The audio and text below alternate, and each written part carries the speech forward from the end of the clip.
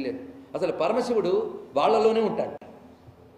దానికి సంబంధించిన ముచ్చటైన కథ కూడా చెప్తారు. ఒకప్పుడు బ్రహ్మదేవుడు యాగం చేస్తూ నాకు మంచి దీక్షితులు కావాలంటే వీళ్ళందరూ వెళ్ళేట చిదంబరంలో శివుడు లేట, ఎందుకంటే వాళ్ళతో పాటు వెళ్ళిపోయాట ఆయన కూడా అక్కడికి. అదో ముచ్చటైన కథ మొత్తానికి. అంత గొప్ప భక్తులు అక్కడ ఉన్నారు అని చెప్తూ, నిజానికి ఇక్కడ శివతాండవం నిత్యం జరుగుతూ ఉంటుంది. కానీ మొట్టమొదటిగా మనకి వ్యాప్తిలోకి తెచ్చి మేము చూశాము అని చెప్పినటువంటి వారు మాధ్యందిన మహర్షి యొక్క పుత్రులు అని ఇక్కడ చెప్తున్నారు.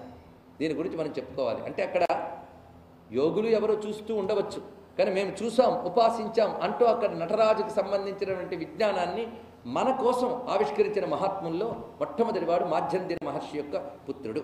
దానికి సంబంధించిన కథ ఇక్కడ చెప్తున్నారు. ఈ విషయాన్ని మాధ్యందిన మహర్షి యొక్క పుత్రుడు అని సూతులు ఎప్పుడైతే చెప్పు ఊరుకున్నారో సౌనకాది మహర్షులు విడిచిపెట్టలేదు. ఎందుకంటే శ్రద్ధగా కూర్చుకున్న శ్రోతలు కదా, వివరంగా తెలుసుకోవాలి అని అడిగారు. అప్పుడు ఆయన చెప్తున్నాడు, మధ్యందినుడు అనేటువంటి ఒక మహర్షి ఉండేవాడు. ఇవన్నీ వైదికమైన నామాలండి.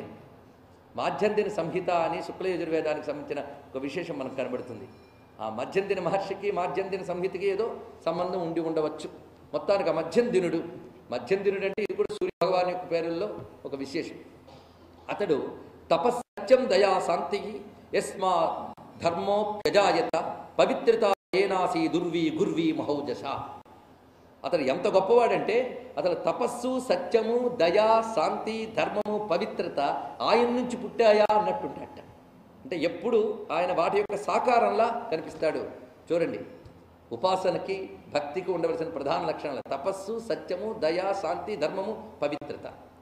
ఇతడి యొక్క తేజస్సు చేత భూమి గౌరవం పెరిగిందిట. అది ఇక్కడ ఉర్వీ గుర్వీ మహోజస. ఆయన యొక్క తేజస్సు చేత భూమికి గౌరవం పెరిగిందిట. ఇలాంటి తేజస్వి నా యందు ఉన్నాడని భూదేవి ఆనందిస్తున్నది. ఆయనకి తస్య సూనురభూద్ధీమాన్ పావకాదివ పావక. అతనికి కొంతకాలానికి సత్పుత్రుడు కలిగాడు, మధ్యందినుడికి కలిగినటువంటి వాడు. ఆయన ఎలా ఉన్నాడంటే పావకాదివ పావక, అగ్ని నుంచి అగ్ని పుట్టినట్టు పుట్టేట.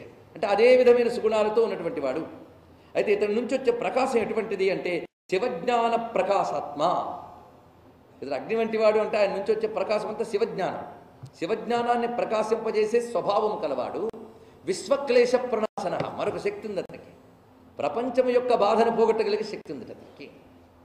ఇక్కడ విశ్వక్లేశం అంటే ప్రపంచపు బాధ అని ఒకటి, అన్ని బాధలు అని కూడా. విశ్వం అంటే సమస్తం అని అర్థం ఉన్నది. అన్ని బాధలు పోగొట్టగలిగే శక్తి ఆయనకున్నది. ఇది ఎవరికైనా ఉంటుందండి లోకంలో? నిజానికి అన్ని బాధలు పోగొట్టే శక్తి దేనికుంది? ఒక్కటి చెప్పచ్చు మనం, శివజ్ఞానం, బ్రహ్మజ్ఞానం. బ్రహ్మజ్ఞానమే అన్ని బాధలను పోగొట్టగలిగే బ్రహ్మజ్ఞానం ఆయనకి నిధిగా ఉన్నది. బ్రహ్మజ్ఞాన స్వరూపుడని చెప్పడం దీనిలో ఉన్నటువంటి విశేషం. అలాంటి ఒక్క పుత్రుడు కలిగినా చాలా ఆనందించవచ్చు.